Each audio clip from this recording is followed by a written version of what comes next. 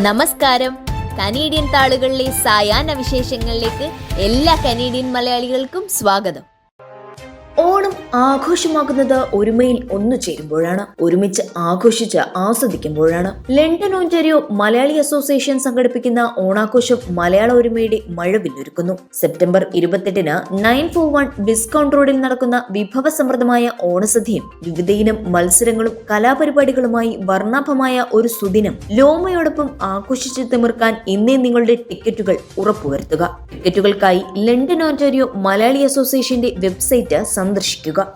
മോഷ്ടിച്ച വാഹനങ്ങളുമായി കടക്കാൻ ശ്രമിച്ച ഇന്ത്യൻ വംശജൻ പോലീസ് പിടിയിൽ. ബ്രാംപ്ടണിൽ നിന്നുള്ള 25-കാരനായ രമൻപ്രീത് സിംഗ് ആണ് അറസ്റ്റിലായത്. 12 ഡിവിഷൻ യൂണിഫോം പെട്രോളിന് ലഭിച്ച അജ്ഞാത ഫോൺ കോളിനെ പിൻപറ്റിയുള്ള അന്വേഷണമാണ് പോലീസിനെ പ്രതിയിലേക്ക് എത്തിച്ചത്. പോലീസിനെ വെട്ടിച്ചു കടന്ന് കളയാൻ ശ്രമിച്ച പ്രതിയെ അതിസാഹസികമായാണ് പോലീസ് കീഴ്പ്പെടുത്തിയത്. ലിബറൽ സർക്കാരിനുള്ള പിന്തുണ പിൻവലിച്ച NDPയുടെ നടപടിയോട് സമ്മിശ്ര പ്രതികരണം. കോർപ്പറേറ്റ് അത്യാഗ്രഹത്തിന് കീഴടങ്ങുന്ന ജസ്റ്റിൻ ട്രൂഡോയുടെ നയങ്ങളിലുള്ള അതൃപ്തിയാണ് സർക്കാരിനുള്ള പിന്തുണ പിൻവലിക്കാൻ തങ്ങളെ നിർബന്ധിതരാക്കിയതെന്ന NDP നേതാവ് ജഗ്മീത് സിംഗ്. 2025-ലെ തിരഞ്ഞെടുപ്പിലേക്ക് ഒരുങ്ങാൻ സഖ്യകക്ഷിയായി തുടരുന്നതിൽ അർത്ഥമില്ലെന്നും പാർട്ടിയെ തിരഞ്ഞെടുപ്പിലേക്ക് ശക്തിപ്പെടുത്തുകയാണ് തങ്ങളുടെ ലക്ഷ്യമെന്നും ജഗ്മീത് പറഞ്ഞു. അടുത്ത വർഷം ഒക്ടോബർ വരെ ഉണ്ടായിരുന്ന കരാർ അവസാനിപ്പിക്കാനുള്ള തീരുമാനം കനേഡിയൻ രാഷ്ട്രീയ നിരീക്ഷകരെ ഒന്നാകെ ഞെട്ടിച്ചിരിക്കുകയാണ്.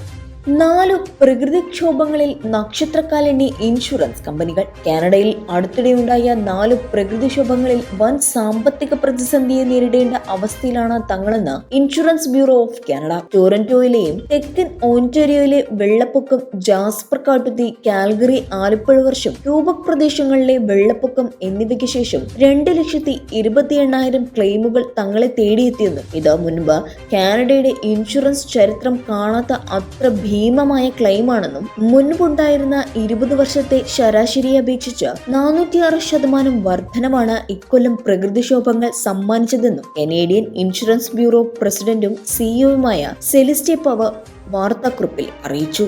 ഭവന വിപണി ഉണരാതിരുന്ന August. Toronto regional real estate ബോർഡിന്റെ റിപ്പോർട്ട് പ്രകാരം വീട് വിപണി കഴിഞ്ഞ വർഷത്തെ അപേക്ഷിച്ച് വലിയ ഇടിവ് രേഖപ്പെടുത്തിയ ഓഗസ്റ്റാണ് കഴിഞ്ഞുപോയതെന്ന റിപ്പോർട്ടുകൾ.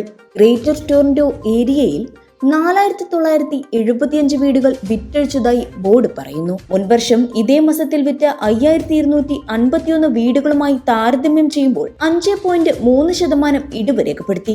ബാങ്ക് ഓഫ് കാനഡയുടെ തുടർച്ചയായ 3ാമത്തെ നിരക്ക് കുറയ്ക്കാൻ ഭവന വിപണിയെ വരും മാസങ്ങളിൽ കൂടുതൽ ഉണർവിലേക്ക് കൈപിടിച്ചു നടത്തുമെന്ന് പ്രത്യാശിക്കുന്നതായി TRREB പ്രസിഡന്റ് ജെനിഫർ പിയേഴ്സ് അറിയിച്ചു.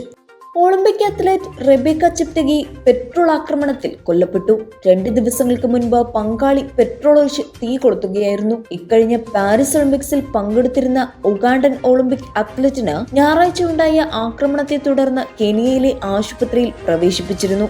ശരീരത്തിന്റെ 80% പൊള്ളലേറ്റ റെബേക്ക വ്യാഴാഴ്ച മരണത്തിന് കീഴടങ്ങുകയായിരുന്നു. സിനിമാ നയരൂപീകരണ സമിതിയിൽ നിന്ന് മുകേഷിനെ മാറ്റി.